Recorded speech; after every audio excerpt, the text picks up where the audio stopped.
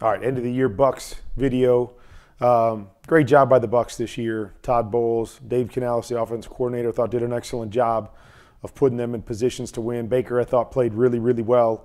A really good season based on the expectations and the fact that I don't know if they were a great team overall, but they achieved some big things, winning a playoff game.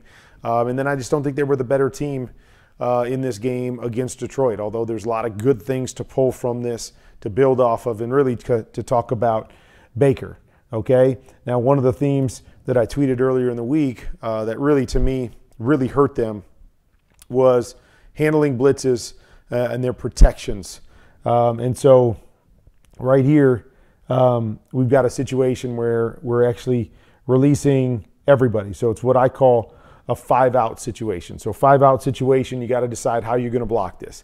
And it looks as if the Bucs decided that they were going to go kind of a big on big right here, 5-on-5, which means that everybody else in the mix becomes the hot guy, okay?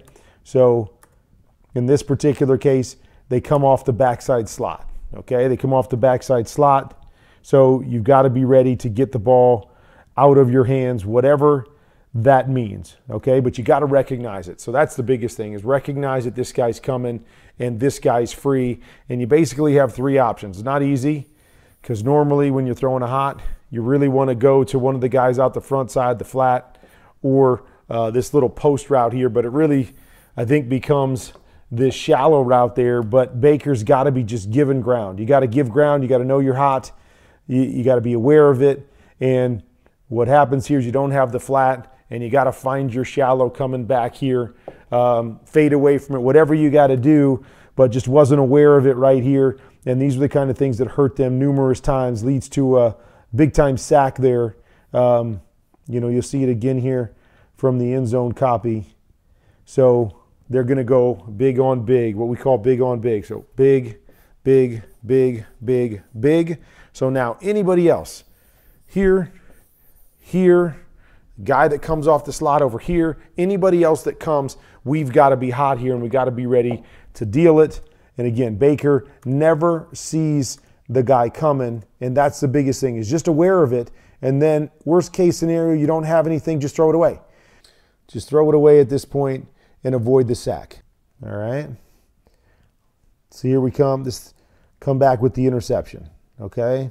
So I keep talking about this. A lot of teams will run this, what I call the wrap combination, and a hook underneath it. Okay. The first thing that I always want, and we actually get this guy to move with width, even though we don't widen our hook here, right? So he doesn't widen. I'd like to see this hook widen a little bit more, almost to the inside edge of the numbers, to try to pull this guy and to make sure we're getting these 2 guys in different positions on the field. We don't want them stacked on top of each other. We want them offset, so this linebacker here can only cover one of the 2. He can either move with width or he can move with depth, but he can't cover both of them.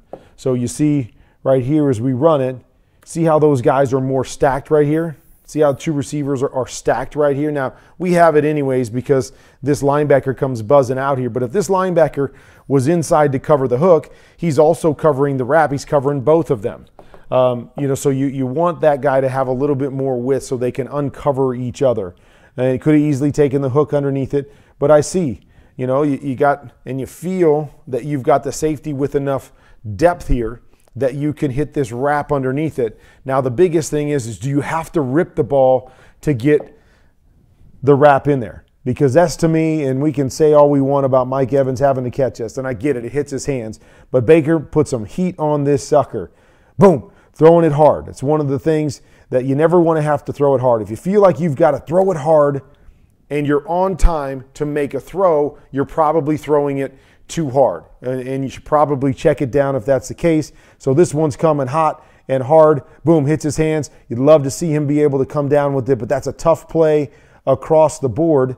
And then it gets tipped and an interception and just a bad break. But so much of that is just about timing, spacing, and then Baker being able to realize Do I have something or don't I have it? And again, what I mean by that is if I've got to rip something into a window because it's so tight, I should probably go somewhere else. If I got to beat a guy with a throw, and again, sometimes that happens and you have to do that, or you're trying to push the envelope a little bit, but when you have to drive it, it just kind of lets you know that, hey, you know, you're driving it for a reason, and that's because you're not fully comfortable with the look that you have. Okay, I love this right here. Okay, we're going to have an over and a shallow. It's a concept that I call shove, shallow, over. But what I love here with Baker is you always want to read this backside first. You want to see if there's anybody on the backside that can take that over away. So we see it from the get-go. We've got a one high safety. Backside deep player is down. So on the snap, I want to peek that guy. I want to make sure he doesn't come flying back here to the deep part. If he doesn't, and he stays down or he's playing man, first thing I want to look for is this over route right here because it's the easiest throw and a chance for a big play because there's nobody out in front of it. Great job by Baker recognizing that. Boom, putting the ball out, okay? And so here's another one that Baker, one of his tendencies, he's got a big arm, is to drive the ball instead of lay the ball. I'd love to see him lay this ball right here.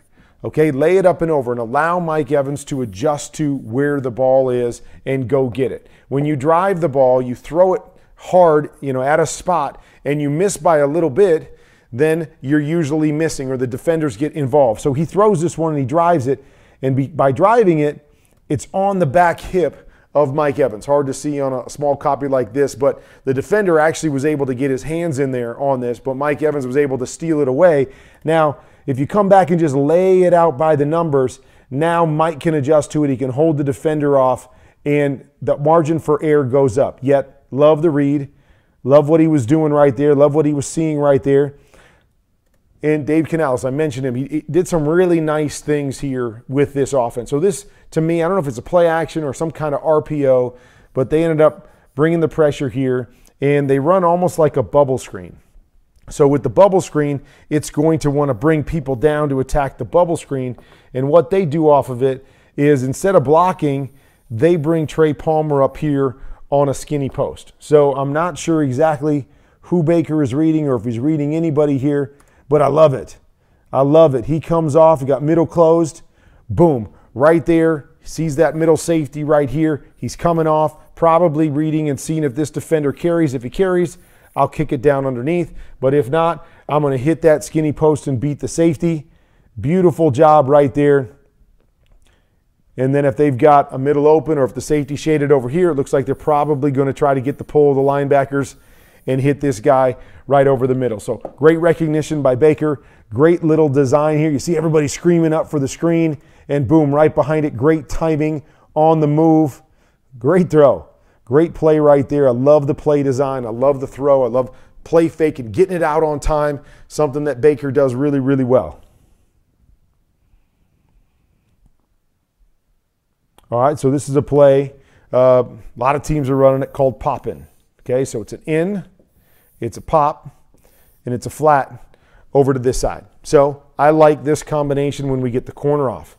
Corner is soft, meaning we've got two defenders underneath to that side, and you notice we've got 1, 2, 3 receivers. So they can't take it away if they've got two defenders and we've got 3 there. They're not going to take it away. And there's a couple different ways that you can read this, right? If you feel the outside backer tucked inside, you can read that first and go flat to pop, okay? Or you can read it inside out. You can read the Mike linebacker first. So if the Mike linebacker stays inside, then you get right to this guy and you've got your 2-on-1. And if the Mike linebacker moves right now to this 3-by-1, that's when you get the in up over the top. So different ways to read it. Here, Baker reads it outside in. Nice job. Inside, outside backer stays tucked inside. Boom, get it out there to the outside guy. Other thing I would love to see here is I'd love to see this guy seam inside. Seam inside, then push up, and then run this. Why seam inside? Seam inside really to affect this guy. I want to seam inside and try to hold that backer inside so I do get the 2-on-1 inside, but I seam inside. If that Mike linebacker moves at all, gives me better leverage to the inside there. So I'm trying to accomplish a couple different things. Hey, then if we have man and I'm seaming inside, now I get a chance to create a natural rub for the guy covering my flat out there. So a lot of different benefits from seaming inside on this particular play. On the backside, they run an under. So it's an in and an under over here. So he could have read that side as well. You get the mic to turn this direction, and now we could get a 2-on-1 off of this linebacker on the backside. So options. You know, if they definitely roll down here, then I'm going to work back here to the underside. With the corner off, now you have options either way. And you see on the backside, right? Here's where the throw is probably going to go on the under if you take it, reading this backer who stays tucked inside. So good combination on both sides depending on what you get from the defense. Nice quick read by Baker getting the ball out of his hands. Okay, wanted to put this on here. You know, this is just the mesh concept, okay? So everybody kind of working here. We're trying to set this up and bring the shallow here and get a mesh, trying to create a bubble for our shallow route coming in hopes that we can break him free in man-to-man. So we got man-to-man, and we kind of get everything we want. Here's the tough thing here is that they're playing one cop. Cop is with a linebacker, robber is with the safety. So they're playing one cop here. So everybody's in man-to-man. There's a free linebacker here reading the quarterback, and his job is to kind of jump and work what's going on. So what happens here is, see, this guy is the guy covering the back man-to-man. So that's the guy we really want to rub. But both of these guys go shallow. Watch Chris Godwin here as I play this. He goes to try to pick the cop guy, allowing the man-to-man guy to go over the top. And I understand why, because that guy steps up. You may think that he's going to grab the shallow there, which it looks like. And I think this was offensive pass interference, which I believe is garbage. Guy's just running his route, and the backer steps up and runs into him. I don't know. This offensive pass interference stuff kind of drives me crazy because we should have the right to run our route too, and he doesn't go out of his way. But I think they call this. But regardless, as we see this, what I want to show is that, so they both kind of go and pick right there. They go to pick Anzalone, and this guy does a great job of getting through the mix without getting bumped. But I showed this, again, forget the offensive pass interference. Let's say they don't call that. Look how close this is to being out the gate. We complete it. Boom. If he breaks that tackle right there, look at this. There is nobody on this side of the ball. This is a huge play. These are the difference-making plays in games. Difference-making tackle right there versus him breaking that tackle, and who knows, maybe going to the house, maybe making a difference. And these are kind of the hidden plays within a game that one tackle right there, that trip up right there, not only stops them from getting a first down, but stops them from maybe getting a touchdown or a huge play to the other end. Those are plays that change games and change playoff games.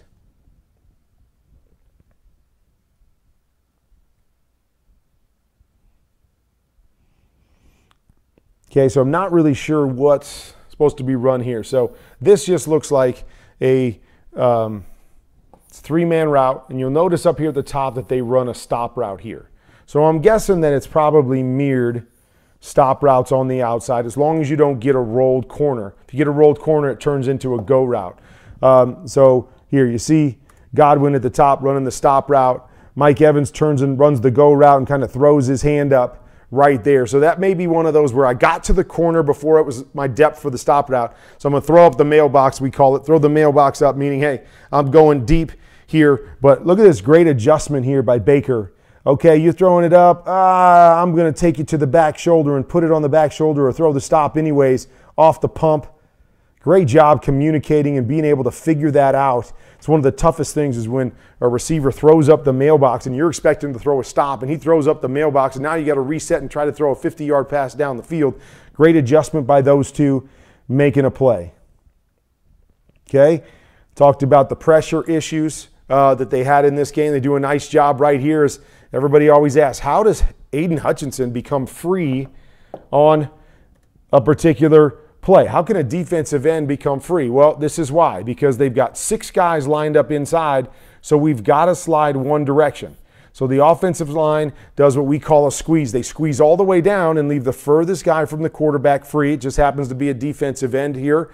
Not the way we want to have it, but it's the right thing to do. We got to take away those inside gaps and the furthest guy away from the quarterback, and they do a nice job here. Boom. They're going to hit the hot, get the ball out of his hands, and now we need to make a play. But good job by Detroit of forcing this quick throw on third down. Now you just got to make the tackle. Does a nice job right there. Rashad White does a great job of making somebody miss. And I tell you what, I really like this concept as well too. So they're going to run here. Now they could just run a mesh here to this side, but they're going to run an in and a shallow. And then back to this side, they're going to run what I call poco. So seam inside.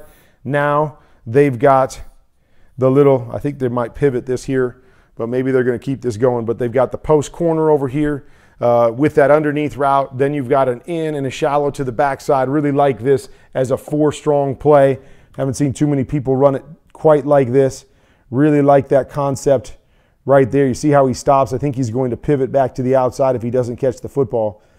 And you see, if we can hold this and we're not hot, see what's back here. Opportunity to go get Trey Palmer on the deep post, but right decision there against pressure. We get the hot and we move the chains. So you see so many good things here, so many good concepts. Baker playing well, dealing the football.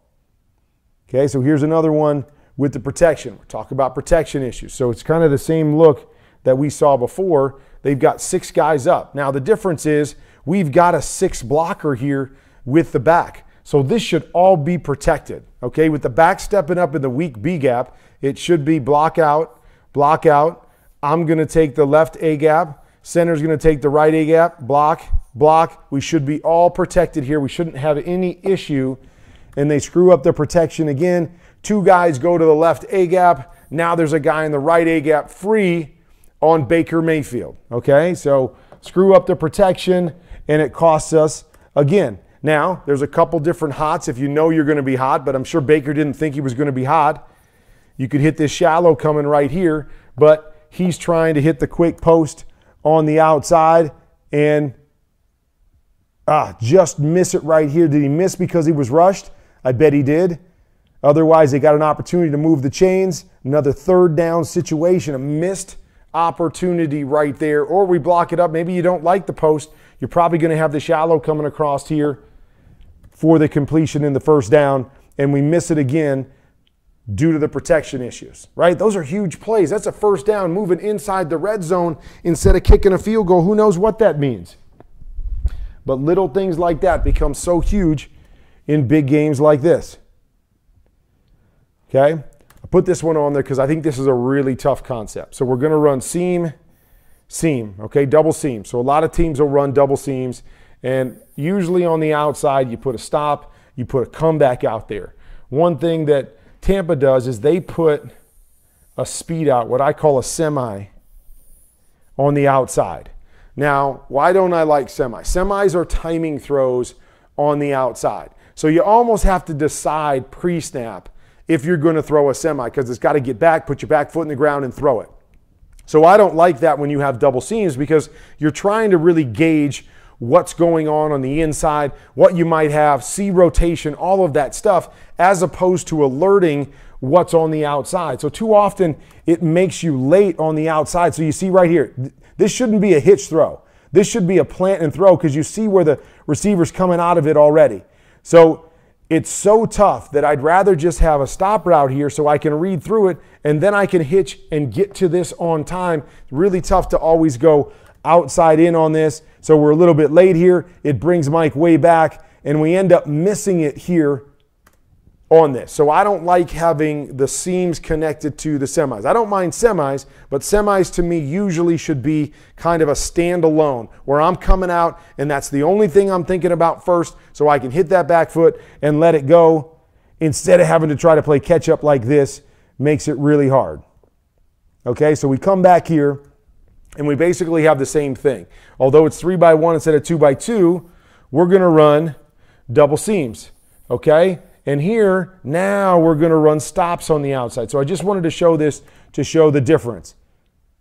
Okay, so you see how much easier it is? Back, quick hitch. Now I can still be on time and put the ball out on the numbers and I'm not late to the throw, it pushes that guy out. I just like this better, so I wanted to put it on there, and you see how it works out better for them. If I'm running the double seams, I'd like to put the stops or the comebacks on the outside. I just think timing-wise and the way you have to read it, because you always want to kind of think seams a lot of times, even when the corner's off. And so if the corner's off and you're thinking seams, it's hard to recover back to the outside. So stops to me just work out better there. Okay?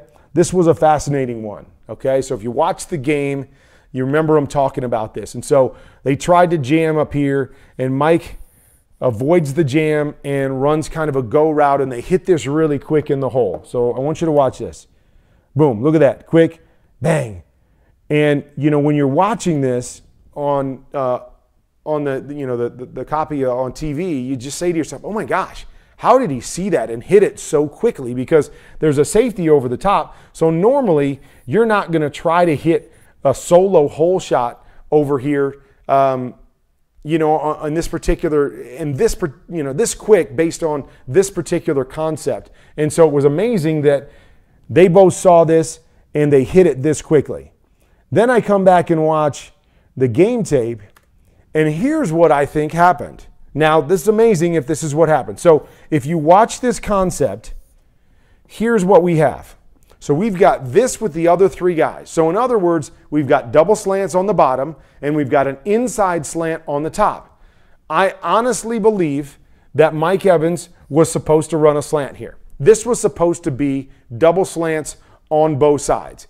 Thus the reason that Baker gets to this so quickly and sees what Mike Evans does and is able to hit the hole shot. That he's going to read the double slants. He's right there to read the double slants, and he sees what happens outside, so he's able to adjust and stick it in the hole, and they get a win right there. I don't know if that's a normal adjustment. I can't imagine that's a normal adjustment, but unbelievable by those two guys to communicate on what I believe was a double slant play to actually make a huge play. And remember, this is the last drive of the first half. So they're putting together a drive with all of these different things, and that was a part of it. Okay, here's another one.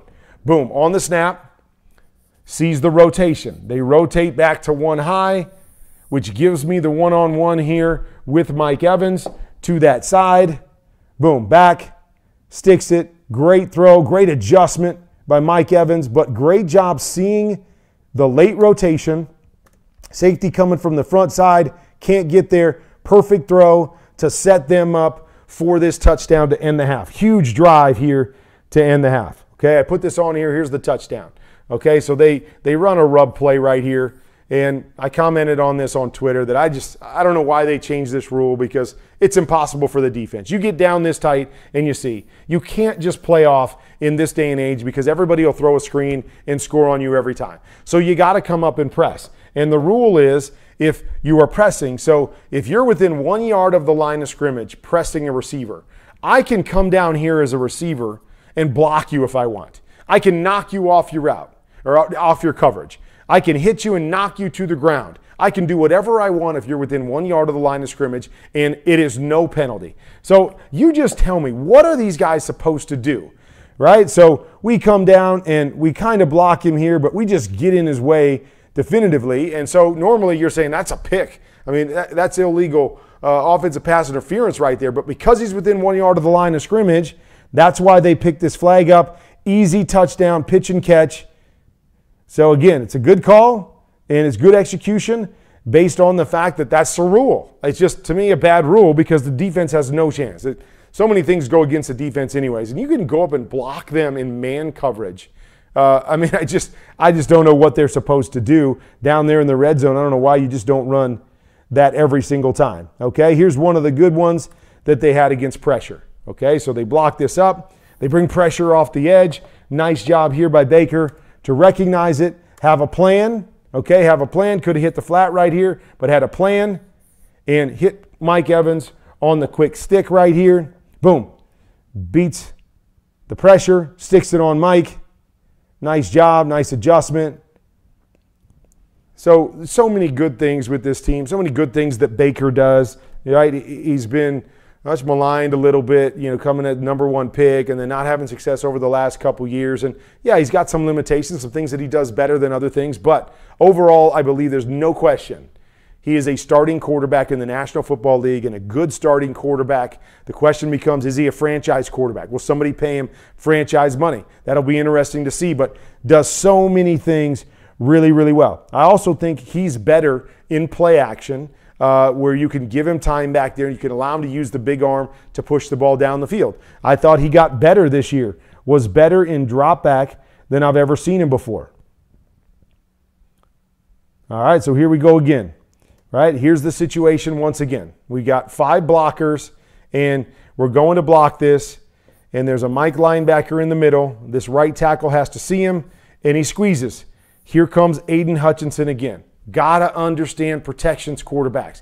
Got to understand what you're seeing, and coordinators, you got to give your quarterback an option. Look, nobody looking. Nobody looking. Now we get a quick under right here. Maybe they're going to use that as the hot, but man, that is really tough to kind of hold on to that in hopes that that guy on a controlled under comes open. So Baker is looking to try to hit something on the backside, this little switch release here, but that's tough too on how it plays out, but oblivious to the pressure. And here we go once again, taking a huge sack that we just can't take. We've got to be able to get the ball out of our hands. We can't lose this kind of yardage in a game.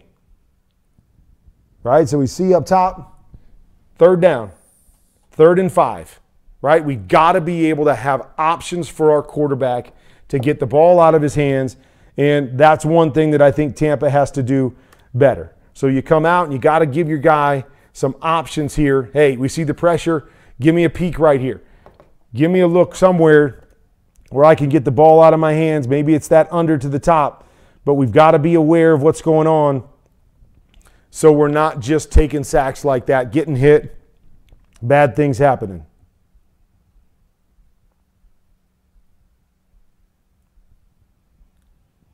Okay, nice job picking this up right here. 7 guys blocking. Okay, so now here's the thing. We're just going to run double goes. And I get it. Your main guy is Mike Evans down on the bottom. You got press coverage. I get you want to go to him. Okay, but this guy's pretty good too. Chris Godwin, he's got press coverage and he's in a tight alignment. So it makes it really hard. You got a lot of space over there for the go route. So I wish Baker would come back and just kind of eye this safety and see where this safety goes. Now he starts right in the middle of the field, but see how he's moving? See how he's moving this direction? I would love for him to come back here to Chris Godwin. And again, this can be hindsight's 20/20. It actually works out at the top. He beats his guy. Mike doesn't. And so, maybe that's part of it. But I just like the tight alignment go routes because it gives you options. If you can get by him, it gives you all kinds of space out here to the sideline.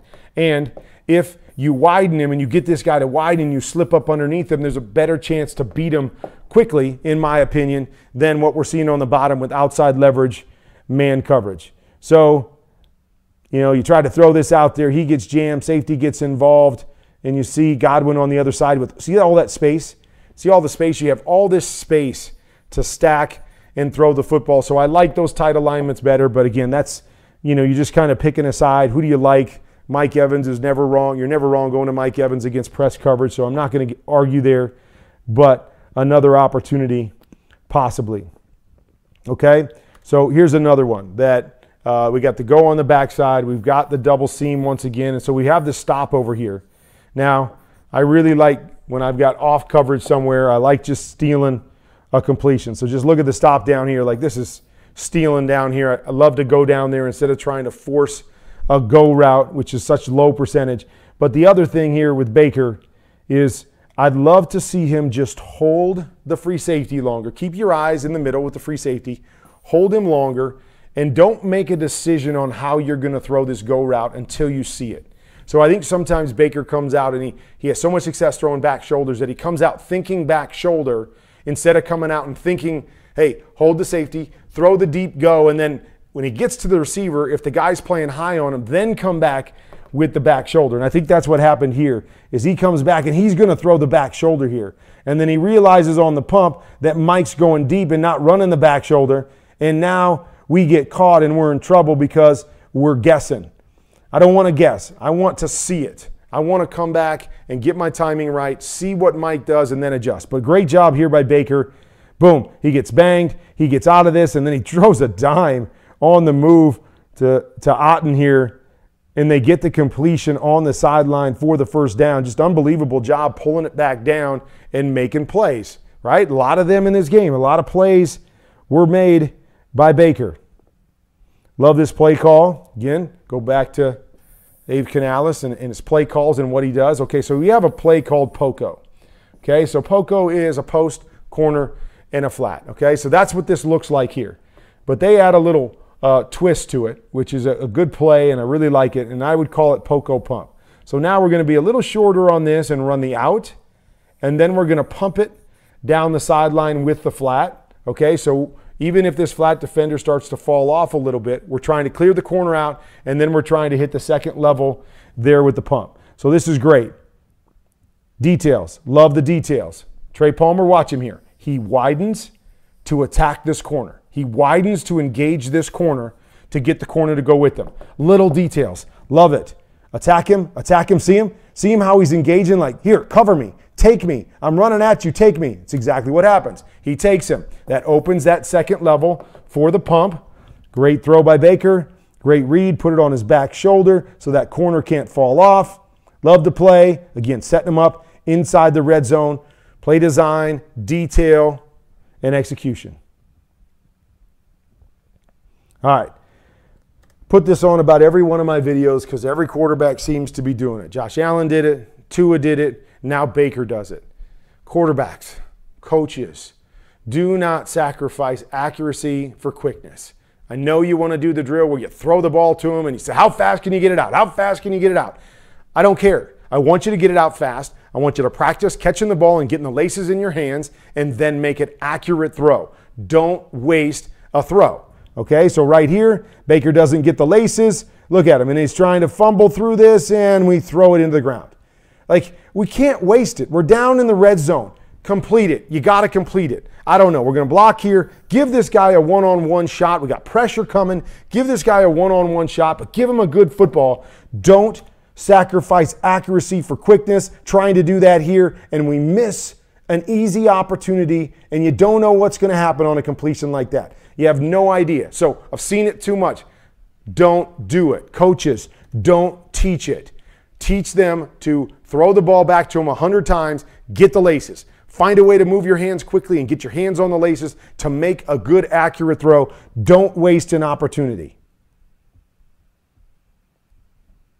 I just put this on there because I thought it was a beautiful play call. Okay, all out blitz, blitz zero down here. They run the quick screen over here to White. Love it.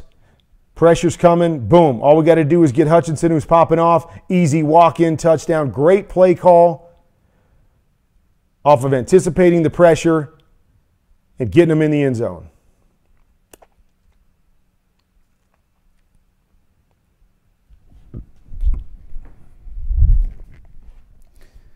All right. Okay, so this one here, interesting one. So we're running a go, and a swing over here. All right, so all I would say on this one is we really want to see the picture on the back end. Okay, so the picture on the back end, what do I mean? If I've got a safety inside and I've got a soft corner, so basically somebody to take both of these guys, okay, I'd rather go to the other side and run double slant and take the double slant. Okay, if I only have one guy back there, so if I've got a middle safety closed and only one corner back there, okay, I can try to get this seam, or I can work these 2-on-1 if that guy squeezes inside, or if I get cover 2 and I think this guy's coming down, boom, I'll work the 2-on-1 off of this safety back here. But as soon as I get two guys that are playing the deep area of the field, as you see right here, now maybe he thought it was cover 2 because of the way they played it. Maybe he thought this guy was coming down and I was going to try to get the 2-on-1. But to me, if it's dicey at all, in other words, if this corner is not down tight right here and I've got the perfect look for double slants over here, I'm going to take my backside slant right there to Mike Evans and get me a big play Instead, we got to throw it underneath, and he doesn't catch it, but he's probably not going very far anyway. So again, just understanding the big picture and what makes a concept really good. And when you've got something that's better or got the perfect look on the back side, got to make sure you have the perfect look on the front side to pass it up. Okay, another good design here on a 4 strong. So they're going to run what I call pylon. So it's a deep pylon, it's a corner, and then they're going to run, this is what I call sled. So it's a swing with a lead, okay? So they're going to run the 3 levels over there and with that swing lead. So I really like the concept. Now, here's the funky thing is they bring late pressure on Baker. And so I think Baker here is trying to throw this hot because he knows that guy's pressuring. Now, the only thing you ask is he's coming from so far away, do I have a chance to hold the football just a little bit because he's kind of playing it softly? Can I hold it a little bit and possibly read down here because you see the great high-low that you're going to have on these 2 guys? I don't know. I don't know. This guy adjusts on the throw. I don't know if he's going to get there in time. And I'm with Baker that I don't like to wait to throw a hot late. So I don't want to second guess myself that, oh, I don't need to throw the hot and then shoot before I can get to the deep one. I've got to throw the hot and it's already too far out there. So I like the fact that Baker errs on the side of, shoot, I just got to throw the hot and get it out to my guy and try to make something happen, which we do. But you see the great concept on top of it that I really like, getting all 4 of those guys out there by the numbers because very seldom are you going to get 4 defenders out there on the numbers. Would have been a good play had they not brought the hot right there. Okay? Put this one on here because we've got the double seam again. And up top you have cover 2, so it turns into a go route.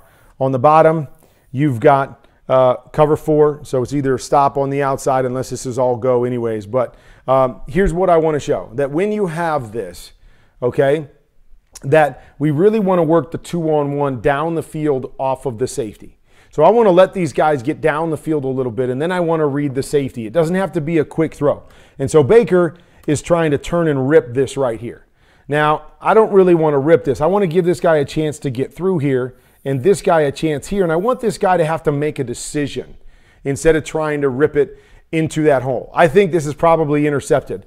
Brian Branch does a great job right here of fading to the inside on this throw. So watch this.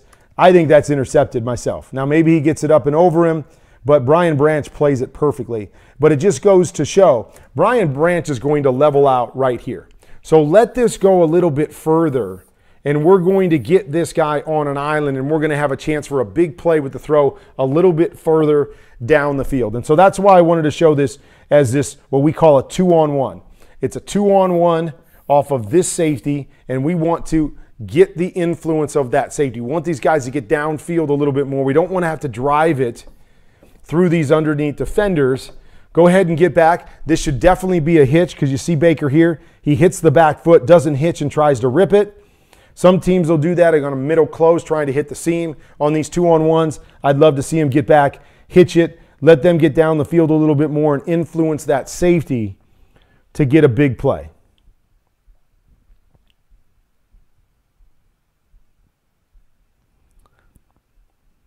All right, so another one here, to me, kind of a mistake by Baker. So they're going to rotate late, and we're going to have a solo go shot over here. Don't like solo go shots. You got nothing to hold the corner down. You got nothing to hold the safety from coming and attacking it. I think Baker thought he was going to get middle closed here. Then they rotated late, and Chris Godwin ends up going inside as well. And now Baker's stuck because he committed to it. Now he's trying to jam it in here, and it's just not a good decision. See the two defenders against one, makes it hard.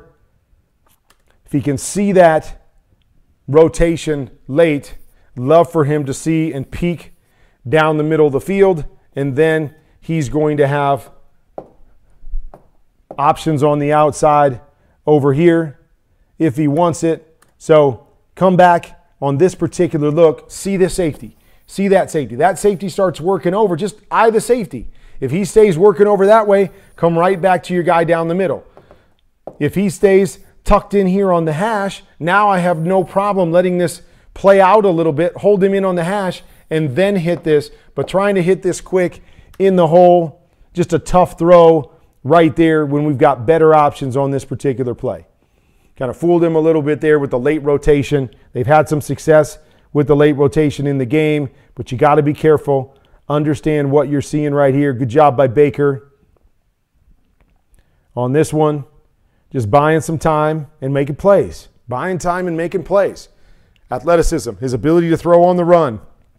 Big chunk throw right there, right? So many good things that Baker's doing. I love it. Love watching it, right? Got thrown away a little bit by the last couple teams that he was on. Got a bad rap, I thought, in Cleveland. Should probably still be in Cleveland. Have that team in the playoffs as well. But I love that he bounces back. He's got great confidence in himself, believes in himself, and it showed this year. And I hope it turns into a big contract. Okay, so here we go again. Now Baker does a great job here. It's the double seam concept with the semi on the outside, but you see the timing that you have to have, and that's what makes it tough because you got these seams. You might want to try to read the 2-on-1, all that stuff. Now this guy is rolling out of it, so you got to be ready to rip it. Baker was right here. Hey, I'm coming back. Boom, hit that back foot. Ball's out. Ball's on the money. Outside. Really, really love the timing right there. And again, that's not easy. It's not easy to have that concept with the semi on the outside and be able to see through it, think through it, and then get it out on time. Really good right there. Another really good throw right here. So we've got the corner concept. So it's an out and a corner. Cover two, we're reading this corner down here. Okay, great throw here by Baker. That corner really plays this well because he's holding. You got to get this out on time. I'll always say this, okay? We look where the ball's at. Okay, the ball's on about the 33 right here. Okay, so I want to see Chris Godwin at least get to the, move it back a little bit. I want to see him get at least to the 23. Okay, so we want to get at least 10 yards vertical. We like to say 12 yards vertical. And why? Because we really want to stretch this guy. If we come out of this thing too shallow, right, it cuts down the space that this corner has to cover. So we really want to make sure we get depth here. So Chris is coming out right about there. So he's a little bit short here, and it really tightens this corner on what I can do and the read on him. If he pushes this thing another 2 yards, it gives us just a lot more space to be able to lay this over. But nonetheless, even with all that, great throw by Baker, understanding the timing, quick hitch, put it on his back shoulder, right? Because if he drives this on the money, it's probably intercepted. So he sees that guy falling up the field, sticks it on the back shoulder of Chris. Nice adjustment, great throw, great timing, and a huge play.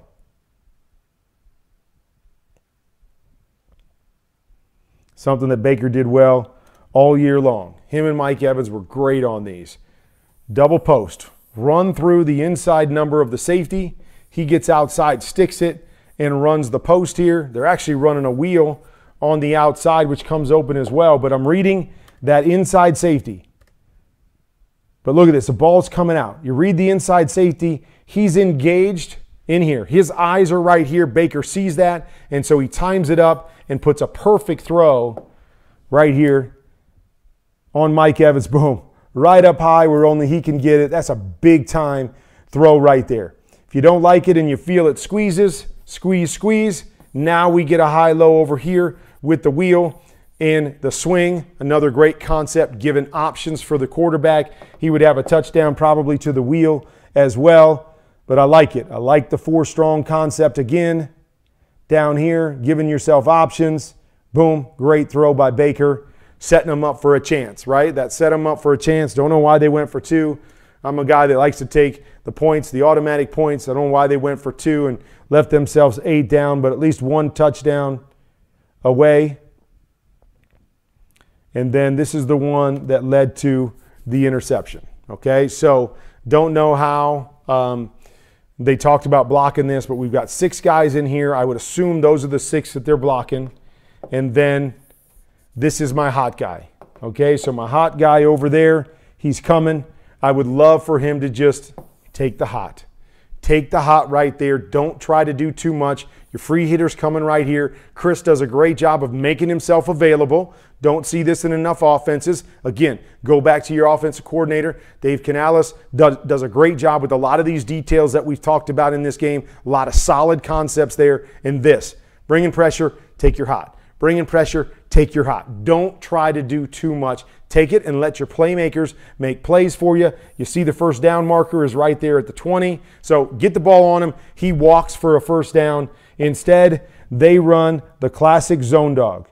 Okay, so classic zone dog. This guy's running over to take that spot. Backside defensive end linebacker pops out to the backside. Now, most times you can negotiate that backer or defensive end popping out. That's what Baker thinks he's going to do here, and it is a great read by that linebacker to fade back inside, feel Otten breaking inside, and now he sets him up perfectly for the interception. I mean, just unbelievable, but could have all been avoided again. Pressure, handling pressure. They didn't handle pressure very well in this game, and this was the final example of just get the ball out, take your hot, let it roll instead of trying to do too much, trying to force it in there, and it leads to the interception that ultimately ends their season. But you see it. A lot of good things in this offense. A lot of good things by Baker Mayfield. Really liked the way that he played. Loved the way that they battled this year. Just came up a little bit short, and a lot of the little details is what ended up costing them with hidden yardage